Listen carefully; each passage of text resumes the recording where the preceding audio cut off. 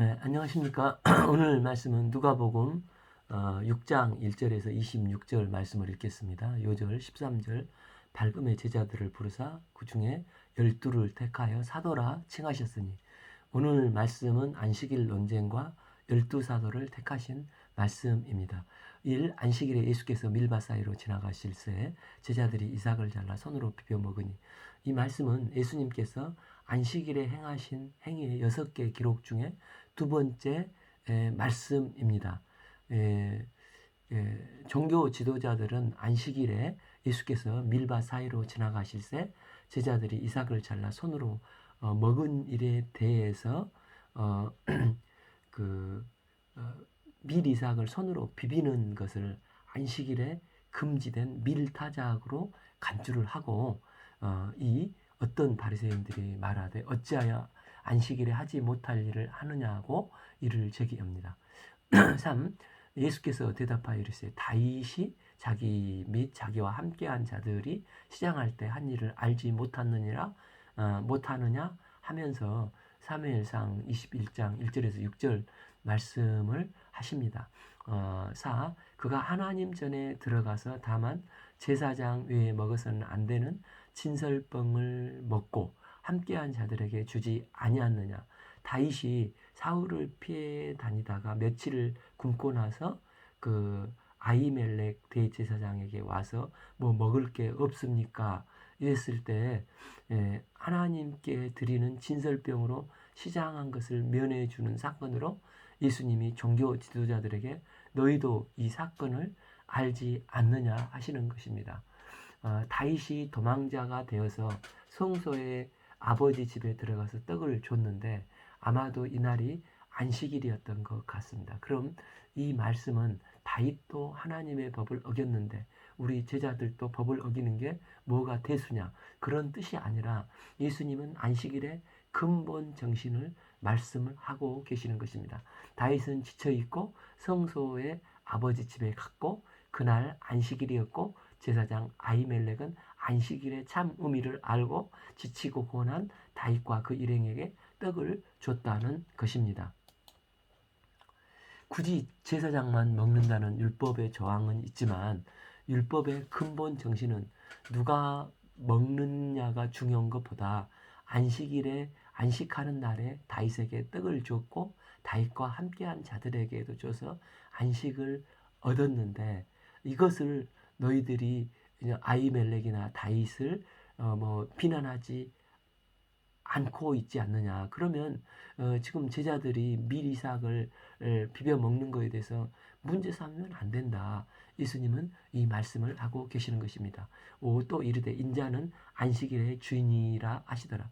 이 말씀은 예수님이 안식일을 창조하신 하나님이심을 선포하시는 말씀입니다. 그래서 예수님은 안식일에 무엇을 할 수 있는지 없는지를 결정할 수 있는 권한을 가지고 계신 안식일의 주인이십니다. 그래서 안식일은 예수님을 중심으로 지켜져야 한다는 것입니다. 또 다른 안식일에 예수께서 회당에 들어가셨을 때 거기에 오른손 마른 사람이 있는지라. 이 오른손이 말랐을 때 그의 그 삶의 불편함은 얼마나 힘들었겠습니까? 이로 그 내면이 어둡고 부정적으로 말라가고 슬프고 운명적이 되었을 것입니다. 예수님은 이런 그를 어찌하든지 도와주고자 하셨습니다.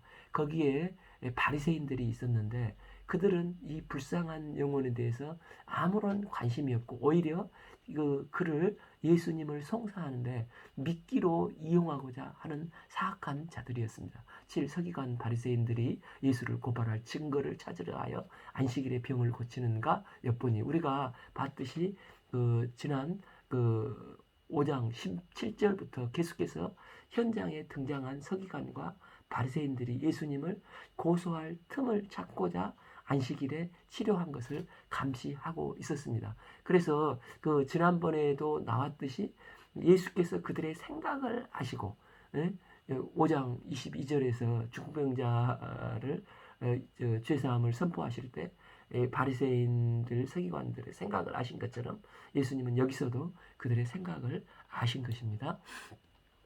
발비 손 마른 사람에게 이르되 일어나 한가운데 서라 하시니 그가 일어나 서거늘. 이때 예수님은 종교 지도자들에게 질문을 하십니다. 그 예수께서 그들에게 이르시되 내가 너희에게 묻노니 안식일에 선을 행하는 것, 악을 행하는 것, 생명을 구하는 것, 죽이는 것 어느 것이 옳으냐 하시니. 이 질문은 겉으로 보기에는 양자택일을 요구하지만 사실상 종교 지도자들이 원하는 방향으로 답을 할 수 있는 가능성을 처음부터 다 차단을 하고 있는 것입니다. 그들은 어떤 경우에도 안식일에 악을 행하는 것, 즉 생명을 멸하는 것이 옳다고 말할 수 없기 때문입니다. 그렇다고 해서 반대로 안식일에 선을 행하는 것, 즉 생명을 구하는 것이 옳다고 대답하면 오히려 예수님의 치유 사역을 정당화 시켜주기 때문입니다.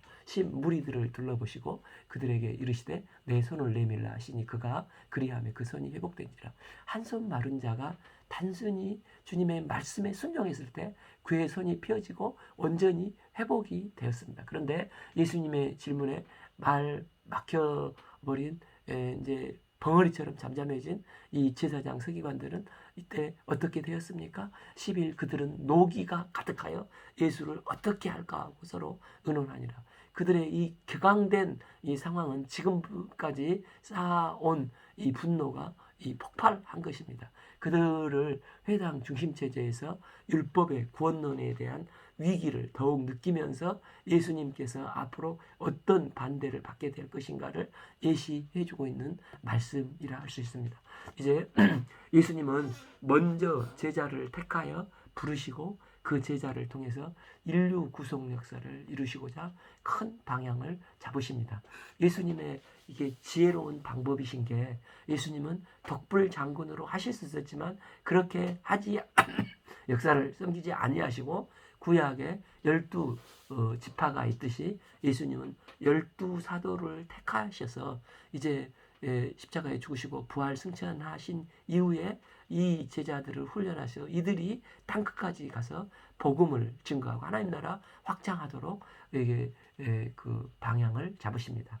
12 이에 그때 예수께서 기도하시러 산으로 가서 밤이 새도록 하나님께 기도하셨습니다. 예수님은 공생의 기간 복음 역사를 섬길 때마다 먼저 습관을 쫓아 새벽 미명에 기도를 하셨습니다. 그런데 특별히 12제자를 세우신 이 사건이 인류 구속 역사편에서 너무나 중요하기 때문에 제자들을 택하신 문제를 놓고 밤샘에서 하나님 앞에 철야 기도를 하신 것입니다. 이 밤샘에서 기도를 하신 게 겟세마네의 기도에서 나의 뜻대로 마옵시고 아버지의 뜻대로 하옵시어서 이 기도 사건 때 이 기도를 하셨지 않습니까? 제자를 세우는 게 이만큼 중요한 것이었기 때문에 예수님은 이 철야로 기도를 하신 것입니다. 예수님의 기도는 응답이 있을 때까지 지속된 기도를 하셨습니다. 날이 새고 나서야 이제 확실한 응답을 받으셨기 때문에 아침에 기도를 마치시고 12제자를 택하여 세우신 것입니다. 13 밝음에 그 제자들을 부르사 그 중에 12를 택하여 사도라 칭하셨느니. 여기서 예수님께서 많은 수의 제자들 중에서 12를 택한 후에 그들을 사도로 칭하신 것을 강조하고 있지 않습니까? 예수님의 제자란 예수님의 부름받은 사람들로 소명받은 사람, 즉 콜링을 받은 것을 말하지 않습니까? 그런데 이 사도라고 했습니다. 이 사도는 보내심을 받은 사람으로 사도의 사명은 미션이 있는 사람들입니다. 사도란 다른 말로 말하면 예수님의 전권 대사를 뜻합니다. 이 사도라는 말은 누가복음에만 6번 나오고 사도행전에는 무려 30번이 나옵니다. 누가는 왜 예수님께서 택하신 12명의 제자들이라고 부르기보다 사도라고 불렀을까요? 이들은 지금은 개성이 독특하고 인간적으로 별 볼 일 없는 사람들이고 우리가 마가복음에서 봤듯이 참으로 좀 한심한 경우도 많았었지 않습니까? 그러나 그들이 예수님의 부름을 받고 3년 반 동안 공동 생활을 하며 제자 훈련을 통해서 연단받고 이제 오순절 성령의 권능을 받았을 때 이들은 변화되어서 예수님께서 부활 승천하신 후에 이 사도직을 계승받아서 이제 사도의 권위와 비전을 가지고 땅 끝까지 나가서 복음을 증거한 위대한 주의 종들로 쓰임 받지 않습니까? 이 비전을 보시고 이를 강조하기 위해서 예수님은 사도라 기록을 한 것입니다. 14 베드로라고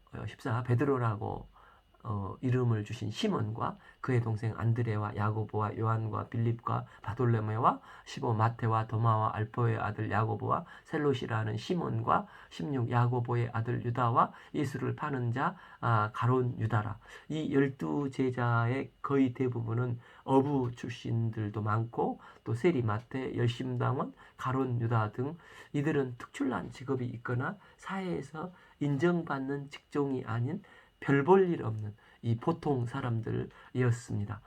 이 12명의 제자를 택한 제자들은 또 생각이나 뭐 또 이게 기질이나 체질이 참으로 다양했지 않습니까? 심지어 예수님을 팔았던 가론 유다도 포함이 되어 있습니다. 오늘날도 하나님께서 이런 보잘것없는 저희를 구속하셔서 부르시고 주님의 제자 삼으시고 사도로 소망을 두시고 하나님 나라 확장의 구속 역사에 귀하게 쓰여주신 것을 감사 찬양을 드립니다.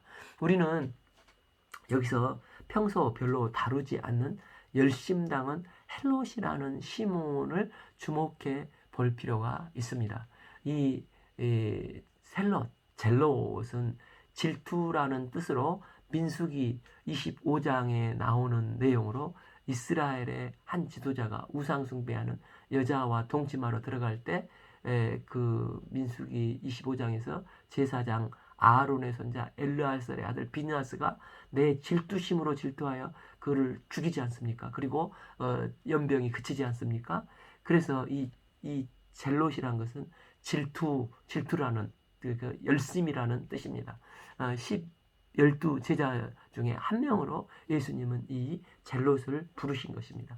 하나님은 범죄한 인간을 구원하기 위해서 메시아를 약속하셨고 성부 하나님이신 예수님을 시공간이 있는 인류 역사 속으로 제한을 받게 하시면서 예수님께서 BC 4년에서 AD 30년까지 이 땅에 성육신을 하셔서 하나님과 인간을 가로막고 있는 죄 문제를 십자가에서 죽으시고 부활하심으로 바른 관계를 회복하는 길을 여셨지 않습니까? 예수님이 십자가에서 그때 죽으실 때 양 옆에 두 강도가 있었는데 그 헬라어로는 레스타이라고 하는 단어를 쓴다는데 그 역사학자 요세푸스는 당시 열심당원을 가리키는 단어가 이 레스타이라는 것이라고 기록을 하고 있습니다. 때문에 예수님의 좌우에 못 박힌 강도는 단순한 강도가 아니라 단순한 강도면은 돌 맞아 죽었겠죠. 그러나 이제 로마에 반역을 한 자였기 때문에 십자가에 못 박혀 죽었고 그들의 우두머리가 이제 저기 바라바였습니다. 그래서 바라바를 바꾸고자 빌라도가 했지만은 이제 그 누가복음 23장 19절을 보면 밀란과 살인으로 옥에 갇힌 자라고 표현을 하고 이제 두 열심당원은 처형되고 바라바는 놓여지지 않습니까? 또 사도행전 5장 36절을 보면 이전에 드다가 일어나서 선전하는 사람이 약 400명이 따르더니 그가 죽임을 당함에 따르던 모든 사람들이 흩어져 없어졌고 30절 그 후에 호적할 때에 갈릴리 유다가 일어나 백성을 꿰어 따르게 하다가 그로 망한즉 따르던 모든 사람들이 흩어졌느니라. 그래서 오순절 성령 강림 사건 때 베드로나 요한이 성령을 받아서 이적이 막 일어나고 있지 않습니까? 그래서 이게 성령의 사역인지 사람의 사역인지 시간이 지나면 다 해결되니까 그냥 놔두고 지켜보자 하면서 중재를 한 인물이 그 사도 바울의 그 스승이었던 가말리엘이지 않습니까? 이 드다는 그 유다와 10년 차이인데 드다는 나는 여호수아 후예다. 그리고 나는 맨발로 요단강을 건너서 여호수아처럼 이스라엘을 구원할 것 하면서 그를 따르던 400명이 따랐는데 이 거짓 메시아로 판명이 되고 로마에 의해서 다 살해되지 않습니까? 그런데 이 열심당원의 진짜 시작은 순수 가격파인 갈릴리 유다로부터 시작합니다. 그 후에 호적할 때 갈릴리의 유다가 일어나 백성을 꾀하여 따르게 하다가 이렇게 나오는데 이 호적은 구레냐 때 그 예수님이 태어나실 때 호적은 순수한 BC 4년 때는 호적이었고 AD 6년 때 이 호적은 이 세금 징수를 위해서 이게 세금을 호적을 하였던 것입니다. 이게 인두세를 걷기 위해서 이 사람이 갈릴리 가서 이제 유다가 이제 혁명을 일으키는데 이 동조한 사람이 그때 70만 인구 중에서 약 2만 명, 그러니까 전체 인구의 30분의 1이 동조를 했다고 합니다. 이 사건이 갈릴리에서 이제 발생이 되고 2,000명이 십자가에 못 박혀 몰살을 당합니다. 이 일이 일어난 게 구레네가 예수님 태어날 때 순수 인구 조사를 했는데 두 번째 인구 조사 세금 징수를 하려고 하니까 이걸 예속화의 조짐으로 여겨서 혁명을 유다는 일으켰는데 그 요세푸스는 이렇게 유다가 일으킨 혁명을 세금 징수가 노예 제도와 다를 바가 없다고 말했고 하나님만이 유일한 그들의 통치자요. 또 사람을 주라 할 수 없다. 가이사를 숭배할 수 없다. 반대를 하고 싸우다가 로마군에게 몰살을 당했다는 것입니다. 이때가 예수님이 나이가 10살 때로 나사렛에 예수님은 계셨지 않습니까? 그 다음에 AD 30년에 예수님께서 십자가에 못 박혀 돌아가실 때 그 혁명 지도자가 바라바였습니다. 그런데 이 바라바는 열심당 지도자였는데 24년이 지나고 나서 조금 타락해서 이 어떤 순수성이나 고결성을 상실하고 거짓 선동을 하면서 사람들만 계속해서 죽어가는 것입니다.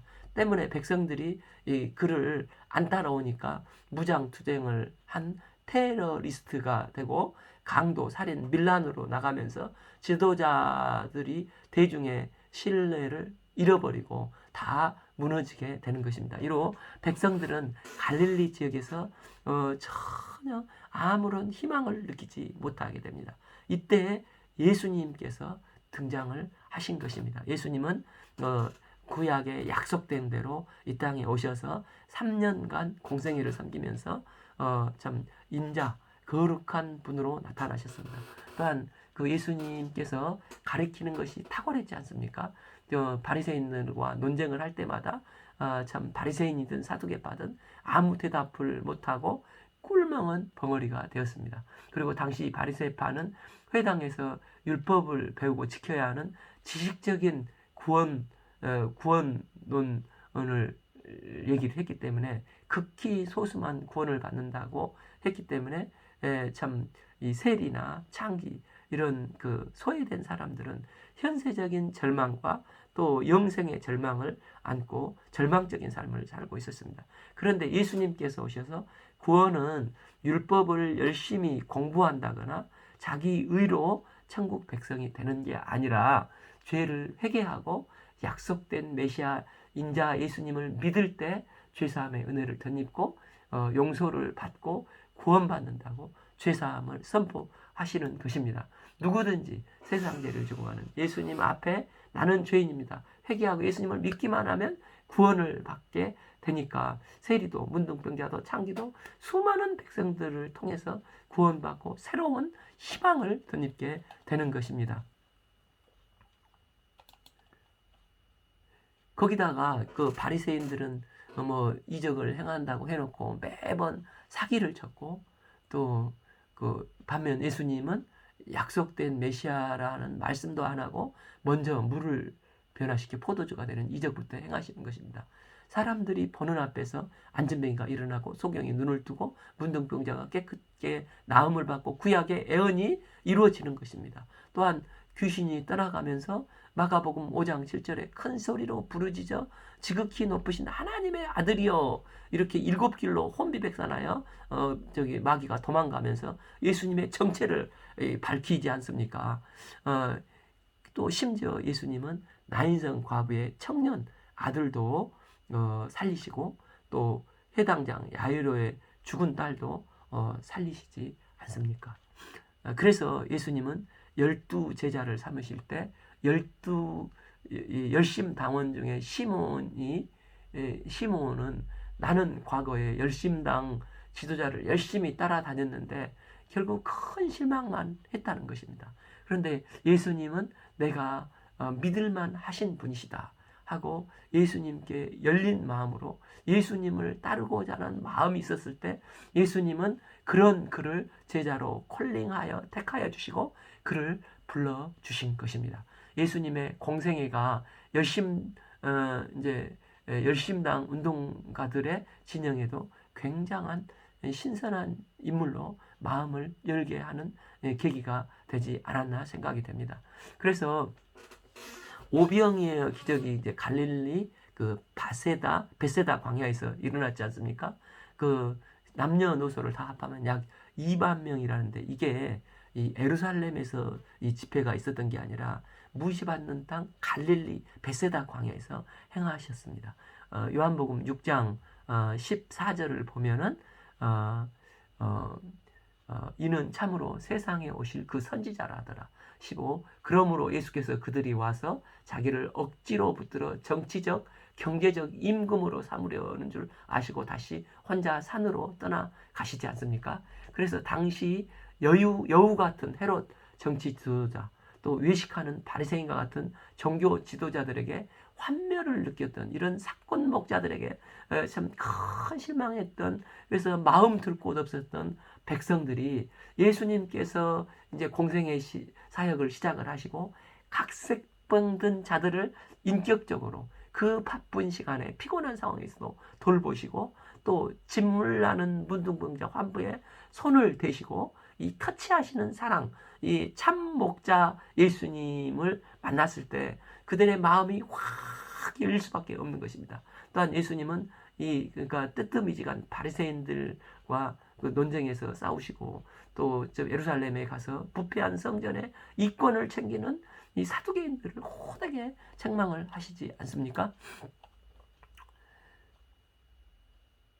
또 예수님은 구원은 오직 믿음으로만 구원받는다 선포하셨을 때 기쁨으로 온 백성에게 미칠 큰 기쁨의 좋은 소식이 갈릴리 유대인들의 마음에 뒤흔들어 놓은 것입니다.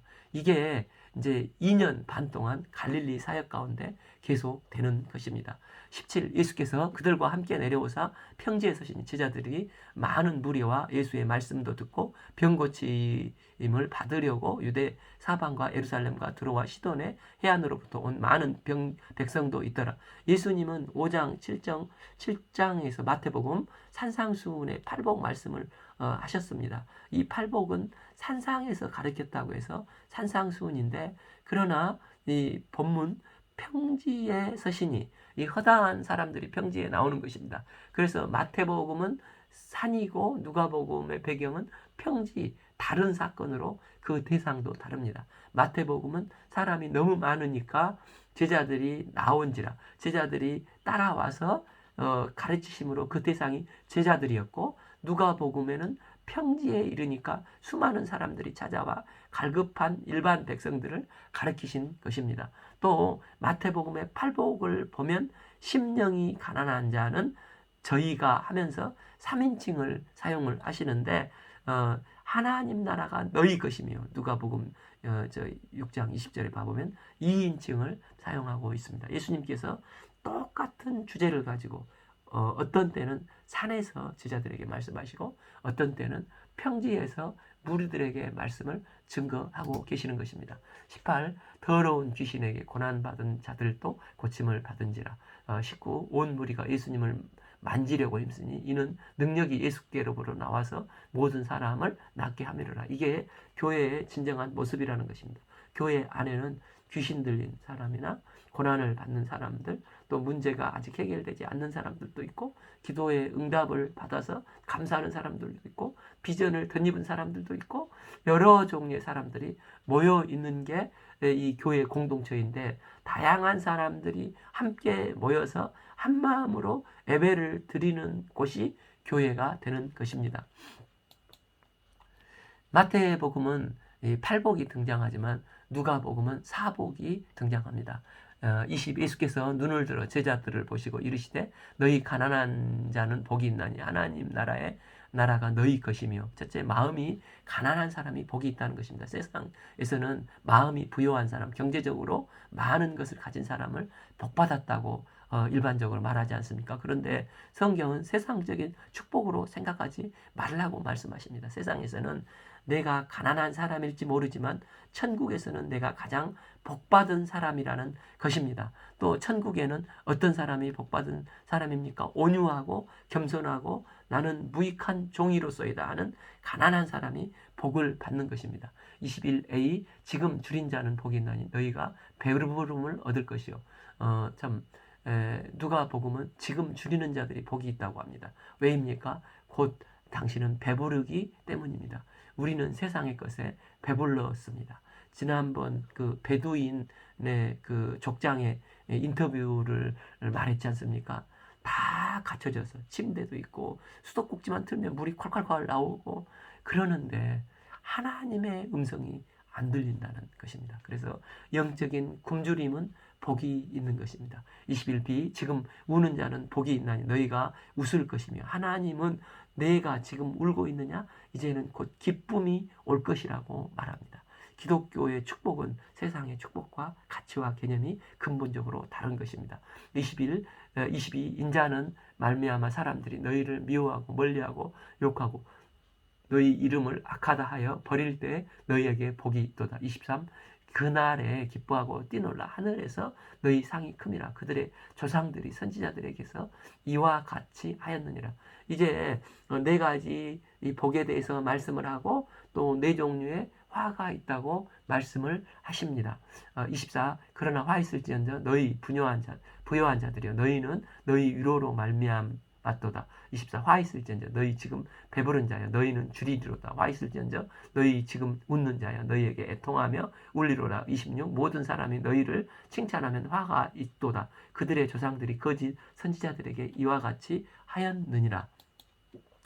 이 네 가지 재앙 선언은 앞에서 기록된 네 가지 축복 선언과 정반대입니다. 가난한 자들, 굶주린 자들, 지금 우는 자들, 미움을 받는 자들의 정반대는 부요한 자들, 배부른 자들, 지금 웃는 자들, 사람들에게 칭찬을 받는 자들입니다. 예수님은 이런 말씀은 세상적인 기존 가치관과 완전히 다르다는 의미를 말씀하십니다. 세상 사람들이 복이라고 생각하는 것이 전혀 복이 아니고 반대로 세상 사람들이 불행이라고 생각하는 것들 자체가 본질적인 복이기 때문이 아니고 이런 것들을 통해서 복음을 받아들이고 말씀을 더 깊게 받게 되고 예수님의 구원의 은혜, 구원의 선물을 환영하게 되고 반기게 되기 때문에 가난한 자들이 복이 된다는 것입니다. 그러나 지금 부여하고 배부르면 지금은 웃고 많은 사람들에게 좋은 사람이라고 칭찬받을지 모르지만 오히려 그들이 누리고 있는 좋고 부유한 여러 이런 환경 때문에 하나님도 복음도 구원의 은혜도 보지 못하고 필요로 하지 않게 된다는 것입니다. 마치 거지 나사로가 개가 그 헌대를 핥았지 않습니까? 그런데 부자는 먹고 마시고 했는데 결국은 지옥의 음부에 떨어져서 이게 그 손가락에 한 방울 물을 달라고 하지 않습니까? 그렇기 때문에 결과적으로는 불행한 자들인 것입니다. 누가복음 15장에 자비하신 아버지의 품에 안긴 화랑방탕했던 탕자가 아버지의 품에 안길 때 반면 아버지의 사랑과 자비를 모르고 살던 장자보다 훨씬 복되다는 것입니다. 또한 누가복음 18장에 성전에 의인이라고 당당하게 올라간 바리새인이 하나님 앞에 인정받는 게 아니라 자신의 죄를 철저히 회개한 세리가 하나님 앞에 의로움을 받고 내려가는 것이지 않습니까? 또한 누가복음 18장 자기가 가진 부요를 포기하지 못하고 슬픈 기색을 하고 돌아간 부자 청년이 복된 게 아니라 모든 것을 버려두고 예수님을 따르는 제자들이 복된 삶이라는 것입니다. 우리가 가난한 마음으로 하늘 복을 받는 은혜를 덧입는 제자의 삶이 되기를 기도합니다. 오늘 말씀은 누가복음 6장 1절에서 26절 말씀을 읽었습니다. 감사합니다.